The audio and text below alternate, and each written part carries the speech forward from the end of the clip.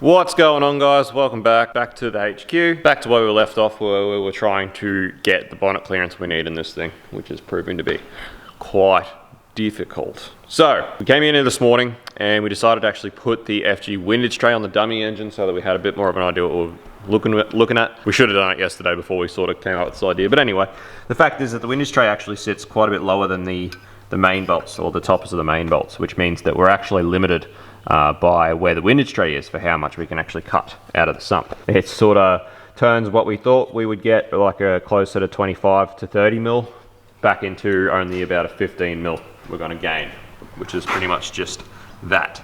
It's pretty much all we're going to get. So it's not as much room that we're going to gain as we first thought, which might be an issue. So just more adversity, more things you got to deal with when doing these sorts of conversions. But alrighty, guys, so we've been looking around. Unfortunately, none of the rack and pinion conversion kits for these things appear that they would give us any more room.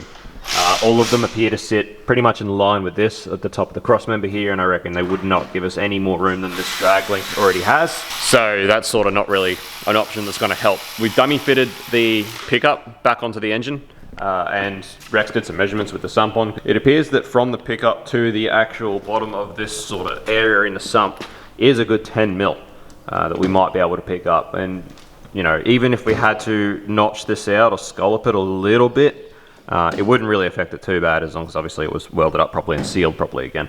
So the fact that we may be able to get 10 mil out of just modifying this as it is versus our idea from the last episode to get 15, as we found out this morning. If we're only going to get 15 from doing all that work, it's a much more viable option for us to just modify this pickup and try and get the 10 and just try and get the 5 somewhere else.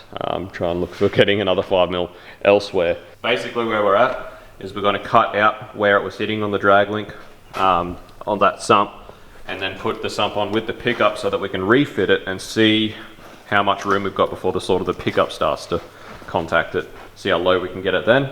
Alrighty, so the measurement of the clearance of the inside of this area on the pickup to the inside of that hump on the sump is about 5 mil. So the sump must be obviously about 5 mil alloy, being that we worked out it's 10 mil to the bottom of the sump. So our idea at the moment is we've got a couple of front sump pickups just lying around. We've got a few of them now, seeing as we've amassed a few barras. So, you know, we've got a pickup there that we could cut up and use bits of to weld into this pickup.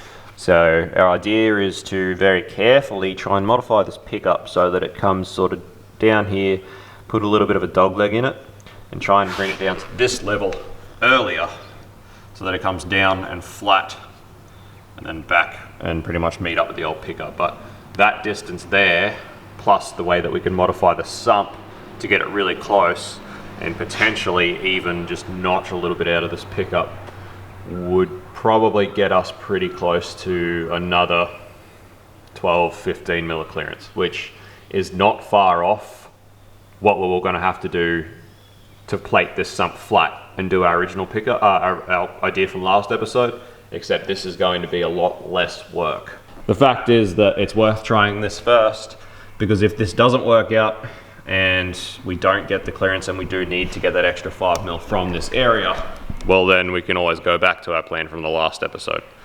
That's still going to be on the table, but it's worth trying this first, we reckon, because if we can get it to work, it's going to be so much way simpler setup. So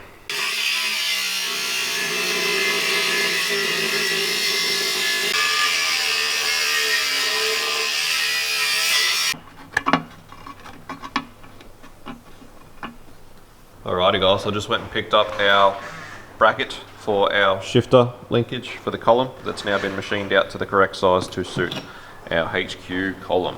So that's awesome. While I was doing that, Rex has started on this, so you can sort of see what our idea was to sort of modify this pickup just to get us that bit of extra room through here.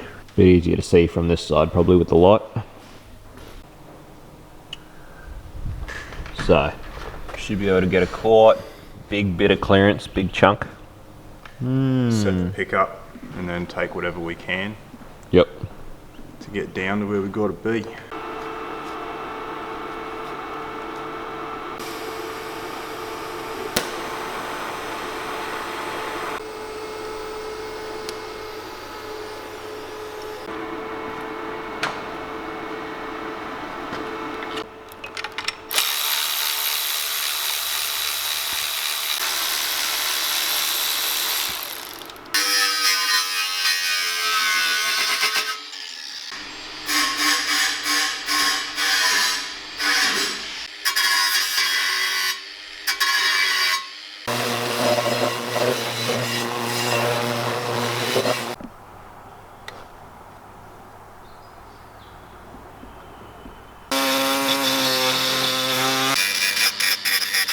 Alright guys, there you have it. So that is the idea brought to life by Rex, and that is what we had in mind. So this is attempt 1, and hopefully this gets us the room we need. So the sump on. You can see that that's enough that we can plate that outside and still have clearance. And yep. So hopefully that's enough that we need to get this thing down. Down to the ground. Down to the ground.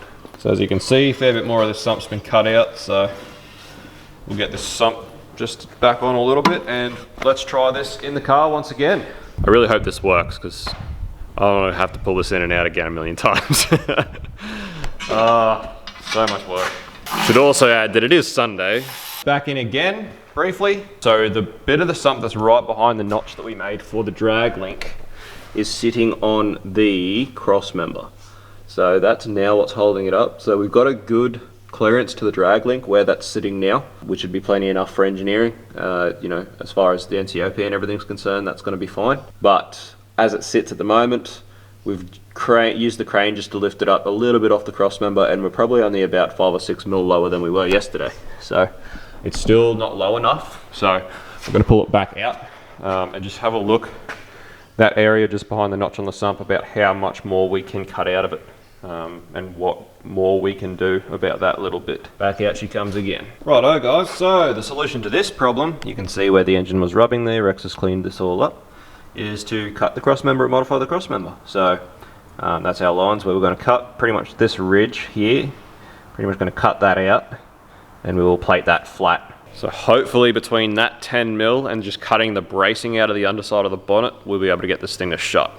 What we're freaking hoping for. Alright, so we've dropped the steering box and idler so that we can cut this up and cover up all of the car, all of it.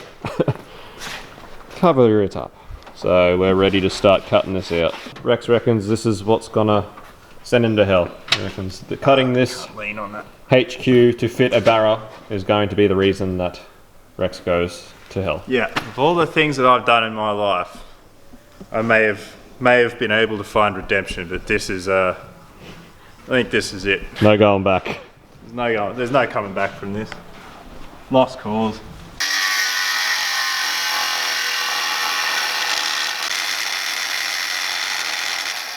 How was that, mate? As bad as you thought? There we go, guys. Very dirty. What do we got? Oh, 3 mil. 3 mil, so we can get some 4 mil.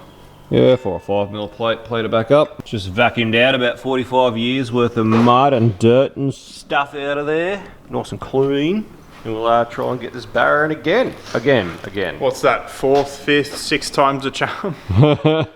Yeah, we'll see. So we're just going to drop the sway bar because it's going to be the next thing that's going to be hitting. It was pretty much touching before. Sway bar is not a big deal because you can just space it off the chassis a little bit. It's really not really on our radar. It's something that needs to be modified to work. We can just space that down. So we'll just drop it for now so it's out of the way, and we're going to have a good look at where we can get this thing down to. Barra back in. We're about the height we need to be at where we are now. This engine mount, we just flipped it over and it's moved the actual mount further forward, and it's nearly perfectly in line with the factory HQ one. Actually, no, where that's which is awesome. Is good. Sorry, it just looked worse before for some reason, but it's actually not bad. So this one is not, the bolt holes aren't all the same, so you can't flip the one on this side, so we're thinking about maybe just cutting it off the plate and welding it back further forward so it's in line with this mount as well. That way they're both fairly well in line. So it would have been awesome if we could flip this one as well, but that just wasn't going to happen. But it worked for this one. Anyway, you can see from underneath, we're about at the height that we need to be at. You can see we've got clearance for the drag link.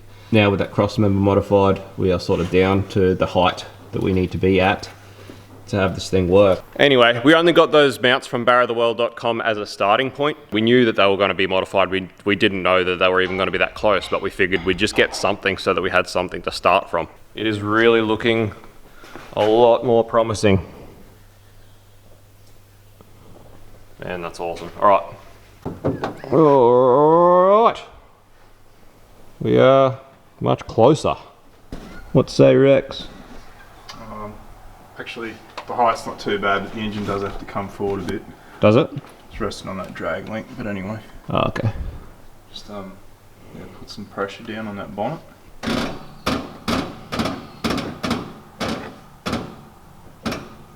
Woohoo!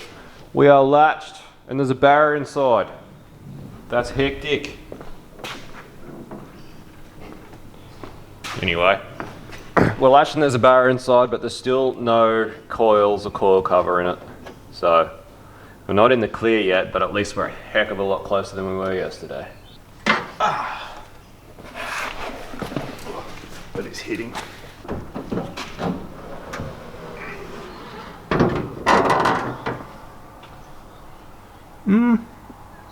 Only just. Just touching that brace. Yeah. It's looking very promising, it's looking very good. We are just touching that bulge on the VCT. We've got enough clearance that we can latch the bonnet as it sits with the bracing in. So we may have to cut some of the bracing out, that's fine, to get clearance, but it's fitting. We've managed to keep the pickup internal. It's looking really good. So, you know, at this point, limited by what parts we've got, the next thing is pretty much to set this as low as we possibly can and weld up our mounts and get our mounts finished. We can finish off our mounts, get it mounted as low as we possibly can, and then we just pretty much hope that when our FG cover gets here, it gives us just that little bit extra clearance that we need. If not, we'll be looking at cutting bracing out of the bonnet. Either way, the fact is that it's gonna work, which is the main thing. That's bloody great news. It's awesome. Been a long weekend. It's been a bit of a stressful weekend considering we're so committed to this project and we weren't sure if that barrel was actually gonna fit. So Rex managed to get a picture of how close it is. So you can see that's that brace that runs front to back there. Oop. You right? Yeah, sorry, I'm looking through the camera lens. I didn't know how close it was. It looks like it's so much further away. That's the brace that runs front to back and it's pretty much gonna have to go. Even that brace across the top, by the time there's a coil cover there, that could be even be a problem there. It's all things that we can overcome. The fact is that the barra's not getting any lower than it is now, so we can do our mounts and mount our engine. Anyway, that's a lot of difference from yesterday. Super glad that Rex decided he wanted to try this before we just went and flattened the sump, because this is really a much better solution. Well, I'm not that stupid. I measured everything first, and that was when I realised it wasn't going to help. Anyway, that's a great outcome. So we've got to get some steel to replate that cross member. Before anyone asks, we already had the engineer on board before we started cutting and made sure it was okay. I really can't begin to explain to you guys how relieved I am that this is going to work. Can't explain to you how committed we are to getting this in here because so much money's already been spent to get this in here. So super stoked. Boy, am I glad that we got this dummy engine though. It has been so good being able to have a dummy engine to do all this. Definitely. They're all dummy engines. They're all dummies, he says.